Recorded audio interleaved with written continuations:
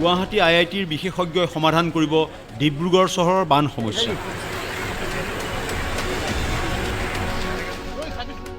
নালিয়াপুলত এই মন্তব্য কেন্দ্ৰীয় মন্ত্ৰী সৰ্বানন্দ সোণোৱালৰ।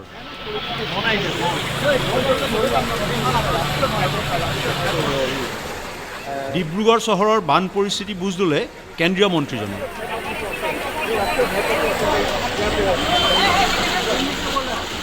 অচিৰেই ডিব্ৰুগড়লৈ আহিব IITৰ বিশেষজ্ঞৰ দল।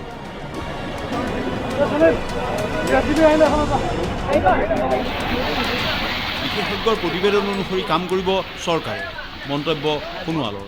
পানী সৰকাব নোৱাৰা অৱস্থা হৈছে, তাত বহুত ডাঙৰ ডাঙৰ গেট আছে আৰু ফলত গোটেই ব্লকেট আছে।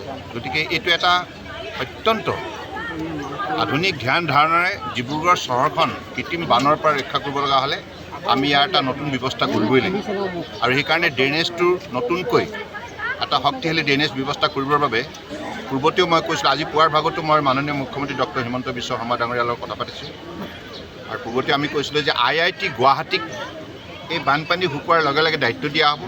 গোটেই বিষয়টো তেখেতসকলে অধ্যয়ন কৰিব আৰু তেখেতসকলে যিখন মাষ্টাৰ প্লেন দিব, সেই মাষ্টাৰ প্লেনখনৰ কাৰণে যিখিনি টকা পইচাৰ দৰকাৰ সেইখিনি ৰাজ্য চৰকাৰে বহন কৰাৰ কথা ইতিমধ্যে মুখ্যমন্ত্ৰী ডাঙৰীয়াই জনাইছে আৰু আমি ভাৰত চৰকাৰৰ তৰফৰ পৰা যেনেধৰণে যি সহযোগিতা কৰিব লাগে এই সহযোগিতা আমি কৰিম।